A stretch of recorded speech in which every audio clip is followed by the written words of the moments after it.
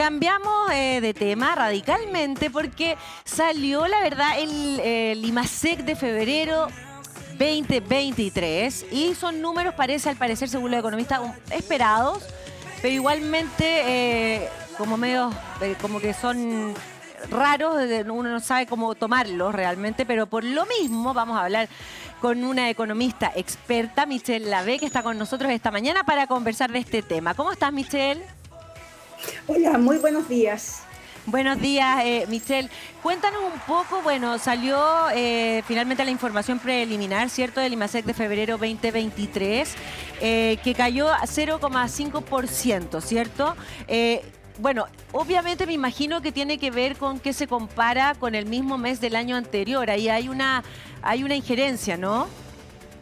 No, la verdad es que ya no estamos con estas alzas gigantescas que se veían el año 2021, o sea, el año 2022 cuando comparábamos respecto al 2021. Efectivamente, durante todo el año pasado lo que pudimos observar fue que los números tenían mucho que ver con que en el 2021, que fue el año después de la pandemia, recordemos que en el 2020 hubo una caída gigantesca en el crecimiento económico, las cifras del 2021 tendían a ser malas, pero la verdad es que uno tenía que tomar en cuenta la base, y la base es que había crecido mucho el PIB, ¿no es cierto?, el 2021. ¿Qué es lo que está pasando ahora? Tenemos una base mala, que es el año 2022, ya sabemos que el 2022, ¿no es cierto?, el crecimiento fue 2%. Y por lo tanto, lo que estamos hoy día viendo es que el crecimiento que estamos logrando durante el 2023 es cero o negativo. De hecho, se corrigieron las cifras de enero. ¿Se acuerdan que en enero el gobierno salió a celebrar, ¿no es cierto?, Sí. una cifra positiva? Bueno, la verdad es que 0,1. se corrigieron a la baja. Sí. Y cuando uno mira el dato desestacionalizado, que es el número que tiene que mirar, que en el fondo le quita los días hábiles, porque hay meses que tienen más días hábiles y hay meses que tienen menos días hábiles. Entonces, cuando uno le quita esos días hábiles, en enero la economía había caído un 0,5% respecto del mes anterior, y en febrero cayó, respecto a los 12 meses anteriores, y en febrero cayó otro 0,6%. O sea, los dos primeros meses de este año estamos en crecimiento negativo. Cuando comparamos respecto del mejor mes, o sea, lo máximo que crecimos después de la pandemia, logramos alcanzar de alguna manera la mayor producción medida a través del IMASEC en febrero del año 2021. A partir de marzo del 2021 en adelante, el PIB, el crecimiento económico, ha sido menos 0,6% acumulado, no mensual, acumulado, menos 0,6%. En palabras más simples, Michelle, como ¿esto es bueno, es malo, era esperable? ¿Estaban, la verdad, pensando en números así o no? ¿O es una sorpresa finalmente? No es una sorpresa, de hecho, todos los medios, ¿no es cierto?, publicaron que hasta el Banco Mundial y el Fondo Monetario Internacional consideraban que Chile, junto con Haití, eran los países que menos iban a crecer este año y que iban a crecer negativo. Así que sí, sorpresa no es. Lo que sí es absolutamente decepcionante, porque todo el mundo, el resto del mundo, está creciendo a cifras positivas. Hoy día no hay excusas de que esto es culpa de la pandemia, de que esto es culpa de esto, de que esto es culpa del entorno exterior. No, esto es culpa directamente de que como país no hemos sabido dar las señales correctas para que haya inversión, y por lo tanto, mientras no hay inversión, no hay crecimiento económico, y a eso súmale que tenemos una inflación que nos autoprovocamos a través de los retiros de los fondos de pensiones y de los IFE inflados y generalizados, porque está bien ayudar con fondos fiscales a aquellos que de verdad lo necesitan, pero estos fueron inflados y generalizados, y por lo tanto estamos hoy día, ¿no es cierto?, sufriendo la resaca de una fiesta que la verdad es que duró mucho y fue bastante grande. Michelle, ¿y ves algún camino correcto que pueda tomar finalmente el gobierno, cierto, para que haya más inversión en nuestro país? ¿Cuál sería el camino que se debe tomar o lo están haciendo? ¿Ves que han tomado algún cambio? No han hecho nada. Todo lo que han dicho que van a hacer de agendas pro crecimiento, no lo han hecho. Y la verdad es que todo lo que han hecho, por ejemplo, esta reforma tributaria que era absolutamente en contra del ahorro y de la inversión, lo que no lo hizo el gobierno, sino que fue el Congreso el que la rechazó. O sea, el gobierno todavía no entiende que para que haya crecimiento es necesario dar señales correctas, y mientras no des las señales correctas vamos a seguir teniendo, ¿no es cierto?, estas cifras negativas.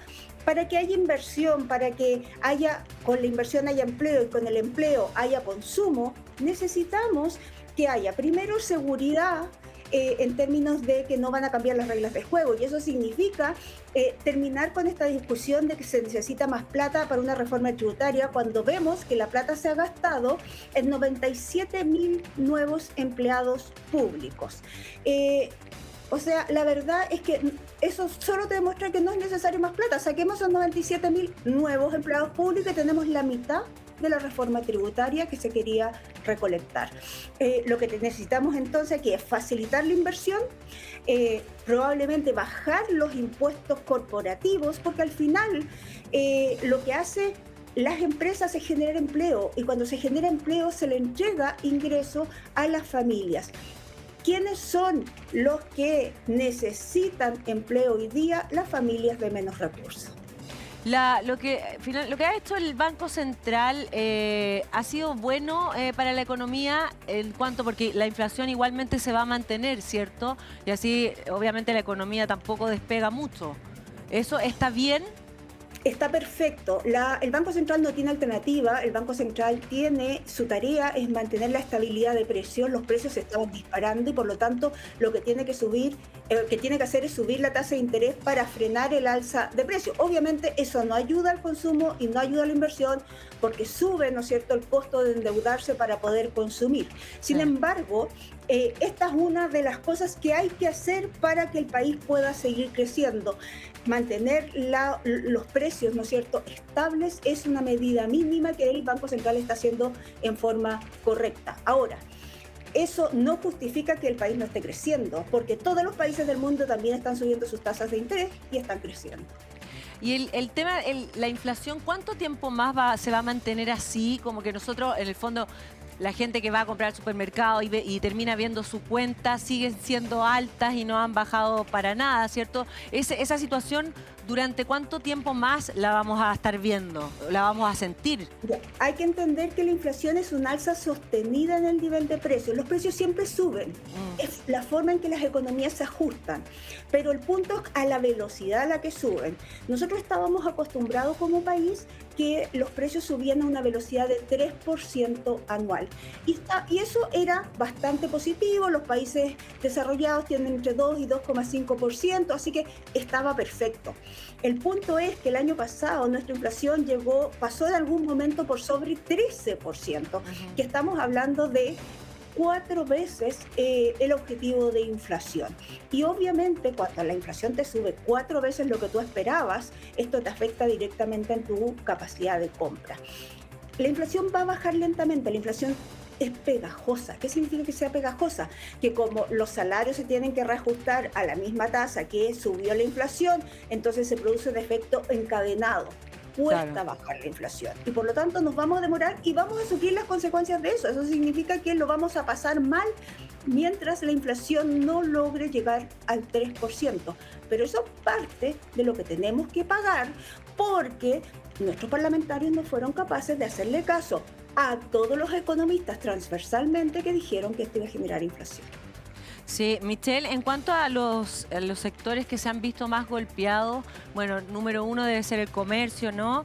Pero ¿qué pasa, por ejemplo, con lo que siempre uno espera que le vaya bien a Chile, que tiene que ver con la minería? ¿Se esperaba los números que están teniendo en la minería o no? Se esperaba todo. La verdad es que recordemos que en medio de una pandemia mundial, con todos los costos que eso genera para una economía, a nuestro país se le ocurrió hacer un plebiscito para cambiar la Constitución. Se decidió cambiar la Constitución y en esa discusión se puso en duda el derecho a propiedad. Cuando tú pones en duda el derecho a propiedad, entonces es bien difícil que tú logres convencer a aquellos inversionistas que tienen los recursos suficientes para invertir, invertir y que pueden invertir en Chile o pueden invertir en cualquier parte del mundo, que inviertan su plata en Chile. Y por lo tanto, lo que hemos visto en inversión durante estos años, a partir del plebiscito de entrada, que se conoció como el plebiscito de entrada, es que ha habido inversión, que es lo que se llama el CAPEX, que es la inversión necesaria para que lo que ya está funcionando siga funcionando, pero no ha habido nuevas inversiones, no hay nuevos proyectos y obviamente en la medida que eso pasa lo mismo en la minería, que se le está además tratando de poner un royalty, que además es un royalty que lleva los impuestos muy por sobre el 50% de las utilidades y a pagar impuestos aún, incluso parte de lo que pasó de la Cámara al Senado, es que aún si tenían pérdidas tenían que pagar impuestos, o sea, ¿qué empresa va a invertir en un negocio en que si tiene pérdidas igual tiene que pagar impuestos? Tiene muy poca lógica y por lo tanto, y la otra cosa que no logran entender nuestros parlamentarios es que no importa que las mineras ganen mucha plata, si haciendo la misma inversión ganan más plata en el país del lado, van a llevar su plata en el país del lado. Entonces uno no puede decir, oye, es que ganan plata. No, si yo quiero que haya inversión para que haya empleo, bueno, voy a tener que dejar que ganen plata y tengo que estar al mismo nivel de rentabilidad que le entrega el resto de los países. Y cuando uno mide rentabilidad lo tiene que medir como lo mide el accionista de la empresa, no como lo mide el gobierno. Si aquí el que toma la decisión de invertir no es el gobierno, es el accionista. Entonces ahí hay varios errores conceptuales que muestran que efectivamente quienes gobiernan hoy día nunca han tenido que invertir, nunca han arriesgado su propia plata para invertir y para generar empleo. Michelle, bueno, ha sido bien clara la verdad lo que has dicho, pero igualmente Chile, claro, al parecer este año va a tener cero crecimiento, entonces según lo que estiman los economistas, ¿no? Así es.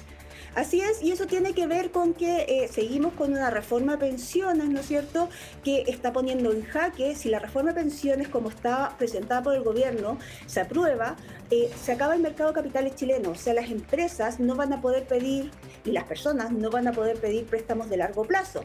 Cuando todos los préstamos son de corto plazo, primero son más caros y segundo, no puedes hacer inversiones de largo plazo con préstamos de corto plazo. Por lo tanto, lo que vas a generar con esa ley que presentó el gobierno y que demuestra que no entienden cómo funcionan los sistemas, es que ciertamente nadie todavía va a invertir mientras el gobierno insiste en una reforma tributaria, el gobierno insiste en una reforma de pensiones y además el gobierno el día de ayer se retira de la Comisión de Seguridad sabiendo en qué país se va a invertir si yo salgo a la calle. O sea, hoy día en la mañana yo me dediqué a contar la cantidad de asaltos que habían habido en la noche. Es impresionante. Sí, de hecho, bueno, esa era la pregunta que te iba a hacer, que tenía que ver con la inseguridad, le han llamado como esta emergencia de inseguridad que vivimos, ¿cierto?, con la delincuencia. Me imagino, evidentemente, que tiene una directa relación con la economía de un país. Entonces, si tampoco se toman las medidas al respecto, es difícil que un país vaya a crecer. El tema de la inseguridad nos está dañando mucho también económicamente. Absolutamente. Piensa tú que cuando hay mucha inseguridad tú tienes que empezar a invertir en cosas para mejorar tu seguridad. De partida, ¿no es cierto?, tú vas y a los autos le pones una lámina en los vidrios, ¿no es cierto?, para que si te lo tratan de romper al menos no te salten los vidrios a la cara. Claro. Tú le pones un chip para que si te lo roban puedes ubicar el auto. Sí. Tú tienes que en las casas, ¿no es cierto?, contratar seguridad, contratar sistemas, contratar cámaras. Todo eso son gastos. Cuando tú tienes una empresa tienes que duplicar la cantidad de guardias de seguridad, tienes que poner sistemas de seguro, tienes que poner sistemas, ¿no es cierto?, de alarma. Todo eso es caro, todo eso hace que la rentabilidad de cualquier inversión caiga. Piensa tú que en el norte se robaron un cargamento de cobre. O sea, estamos hablando de que no es que esto no es robo hormiga, es un cargamento de cobre. ¿Qué es lo que pasa? Las empresas cuando calculan la rentabilidad esperada, bueno, tenemos que quitarle todo lo que gastamos en seguridad y todo lo que nos van a robar. Y con eso definitivamente nuestra rentabilidad sigue bajando y por lo tanto sale mucho mejor invertir en otro país. Sí, totalmente. Ahora, el tema de esta nueva constitución, ¿cierto? Bueno, el 7 de mayo tenemos que votar todos por los consejeros. ¿Crees que en algún punto eso va a otorgar alguna, como algunos límites, ¿cierto? O las reglas del juego que se hablan para que los inversores ya sí se sientan como más tranquilos para poder invertir nuevamente en Chile? Esperemos que así sea. Pero lamentablemente estamos en pleno proceso de redacción, así que mientras no tengamos lo que va a ir definitivamente en la Constitución, yo creo que no podemos adelantar lo que va a venir. Ciertamente se establecieron límites, pero ustedes saben que la redacción da para mucho y por lo tanto yo, mientras no tenga la redacción final frente a mis ojos, digamos, no puedo asegurar cuál va a ser el resultado de lo que se está haciendo. Claro, Ciertamente, sí. hasta ahora lo que se ve es que es bastante más serio, pero ya han habido problemas para ponerse de acuerdo en ciertos aspectos que son básicos. Claro, sí, lo que pasa, sí, exactamente, lo que pasa es que, pero igualmente al parecer estamos viviendo como una situación lo que se requiere claramente son acuerdos y no que uno le gane al otro en base a sus ideologías, pero obviamente hay un tema básico de ideologías que ahí es donde chocan permanentemente y no se sabe bien lo que va a pasar en ese aspecto. Pero hasta ahora ha sido más bien pulcro toda la situación y al parecer todos han firmado y va como en un buen camino y Claro, también... pero ojo, esto es lo que está redactando la comisión de Sí, expertos. exacto. Sí. Después, nosotros todavía tenemos que elegir a los constituyentes o como se les llame ahora, Consejeros, sí. y son ellos los que van a votar esto. Sí, pero Entonces, al y parecer ellos está no son bastante más. expertos. Sí, pero al parecer está bastante más cargado hacia, según. De hecho, un ratito más vamos a tener a un invitado que va a hablar al respecto de eso, que más o menos cómo va a salir esto, finalmente qué consejeros, de qué partido. Y al parecer, se cargaría mucho más hacia el lado de la derecha, evidentemente, que hacia la izquierda los consejeros. Habría mucho más personas de ese lado. Por lo tanto, en ese sentido, yo creo que finalmente siempre ahí se le da mucha más importancia a la economía del país. Sí, Entonces, mira, al parecer hay más sería mejor. esperanza ciertamente, pero te insisto, digamos, recordemos que, por ejemplo, los retiros de los fondos de pensiones los votó la derecha y la izquierda y los votaron con algunas excepciones. La mayor parte lo votó en forma positiva, derecha e izquierda. Sí, sí.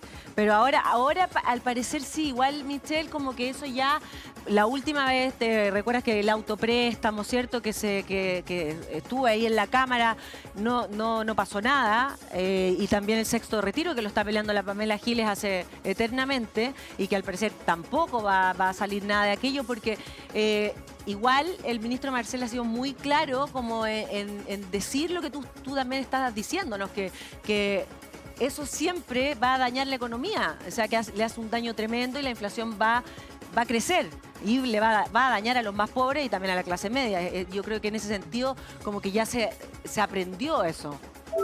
Ojalá Dios te escuche, digamos, que eso ya se aprendió, pero las medidas populistas suelen tomarse los congresos en determinados momentos y ahora que vienen elecciones vamos a ver si vamos a ser capaces de resistir estas tentaciones populistas.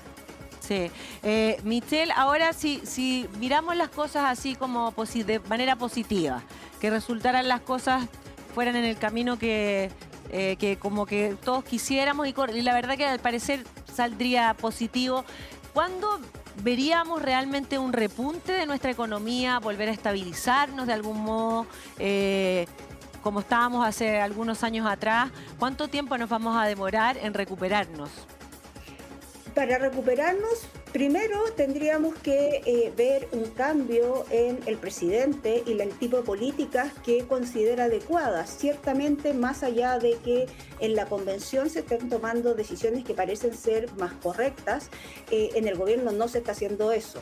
Y por lo tanto, si tú me dices cuándo, bueno, esperemos al próximo presidente, porque este presidente hasta ahora solo ha sido boca y no ha hecho ninguna medida para que haya crecimiento, para que haya empleo y para que haya más ingresos para todas las personas. Sí, en eso también se me había ido a hacerte esta pregunta que tiene que ver con el empleo.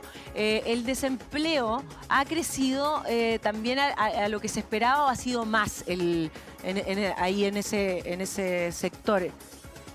Mira, el desempleo, la medida que usa el INE, que es una medida como porcentaje de la fuerza de trabajo, ha crecido poco, pero sin embargo, si tú miras las cifras reales en términos de cómo veníamos antes de la pandemia y cómo hemos sido capaces de recuperar todo lo que perdimos en la pandemia, lo que tú puedes observar que el desempleo no es el número que está hablando el Banco Central ni el INE, sino es un número mucho más cercano a 13,5%, 600.000 personas que salieron, ¿no es cierto?, del mercado de trabajo, 600.000 empleos que no se han podido recuperar.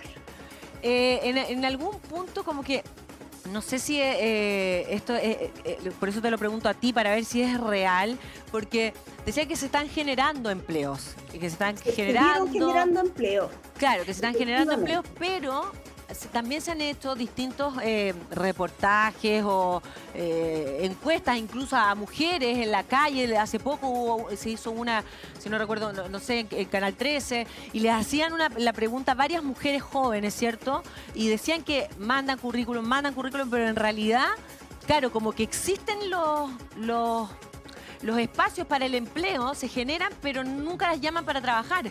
Entonces, y es ahí como que uno dice, bueno, ¿cuál será la realidad? Que existen, pero la verdad que la gente no está no está saliendo a trabajar, tienen que buscar eso es otras justamente opciones. lo que te estaba diciendo, porque la velocidad a la que aumenta la cantidad de gente, la gente que sale de la universidad y está lista para trabajar, tiene que ser similar a la velocidad que aumenta el empleo, la capacidad de generar nuevos empleos. Claro, sí. Durante el último año no hay generación de empleo. No hay generación de empleo. Por lo tanto, toda la gente que durante el último año ha entrado al mercado, que es aproximadamente un 2% de la fuerza, un crecimiento de 2% de la fuerza de trabajo, toda esa gente está sin empleo. Si a eso le sumas los que ya estaban sin empleo, se te va acumulando. Y eso es lo que ha estado pasando en este último tiempo. En el último año se trancó la generación de empleo. Los únicos que han generado empleo es el sector fiscal, que ha contratado 96.000 nuevos empleos, o sea, personas para el sector fiscal. No, sí, es increíble. De hecho, también con la Gabriela Clivio, que la tenemos en general, a veces conversamos harto con ella, también nos decía lo mismo, que la generación de empleos en lo público era vergonzoso, que era de ahí donde había que sacar finalmente las platas y que se viera dónde, que los recursos se están ordenando mal, como que la plata está. Eso es lo Así es, como te decía, solo en estos nuevos empleos, leí algún número en algún medio y hablaba de 1.500 millones, que es aproximadamente la mitad de la reforma tributaria. Sí, lo otro que te iba a preguntar, Michelle, tiene que ver con que, bueno, entonces el repunte supuestamente vendría, no sé, el 2024 quizás tendremos algunos números más positivos o tenemos que esperar aún más, porque nosotros... No, tal como te dije, a menos que haya cambios en las políticas de gobierno, tenemos que esperar el cambio del presidente, porque este presidente no tiene conciencia de lo que se necesita para aumentar el crecimiento. Sí, y en cuanto al comercio, porque también al parecer hay un gran crecimiento de lo informal y cada vez más todavía, y en ese sentido eso hace mucho daño a una economía. Eso es lo que nos han explicado siempre, ¿no? No pagan impuestos, bueno, y todo eso, que si crece, evidentemente eso hace un daño. Entonces también generar como políticas públicas para que eso también, por ejemplo, no sé, me parece que el IFE fue una buena señal de ayudar en cuanto a que al empleo formal, ¿cierto? A que la gente se formalice. Pero eso y otros más se debiesen hacer como para que para romper un poco toda la informalidad que existe. Así es, pero lamentablemente eso no pasa, digamos, nuevamente, porque te insisto, ellos tienen el foco en otras cosas, no tienen el foco en el empleo y en el crecimiento. Sí, sí. Michelle, el área de construcción también es un área que se ha visto muy muy debilitada, ¿no? Y dañada porque en el fondo no se están construyendo, la gente al no tener plata, me imagino que obviamente es mucho más complejo el tema de la construcción también, ¿no? O sea, no solo eso, no tienes plata para construir y si tienes la plata para construir, no sabes, ¿no es cierto?, qué va a pasar con el mercado de viviendas, porque resulta que tienes a un presidente que dice que si tú tienes 2 viviendas tienes que compartir la segunda, tienes en el norte problemas serios en términos de que los inmigrantes se han tomado, especialmente los que no tienen documentos, se han tomado, ¿no es cierto?, casas. Entonces, esta inseguridad lleva a que definitivamente si tienes la plata para el sector, ¿no es cierto?, para agrandar tu casa o para construir, no lo haces, la prefieres guardar o invertirla en otro lugar, y si no o no la tienes porque simplemente no hay empleo. Lo otro que te quería preguntar, Michel, tiene que ver con la UEF. La otra vez dijeron, bueno, que la UEF por primera vez había bajado. Muy poquito, pero bajó. ¿Eso va a seguir así? Depende de la inflación que publique el día de mañana o pasado, publica el INE, así que depende de cuál sea el dato de inflación. Si la inflación es positiva, la UEF empieza a subir a partir del día 10 de abril. Si la inflación es negativa, va a seguir cayendo, pero va a ser muy poquito. Ok, Michel, te queremos agradecer este contacto que has tenido con nosotros esta mañana aquí en Emprendidos. Un abrazo, adiós. Adiós, que tenga un buen día.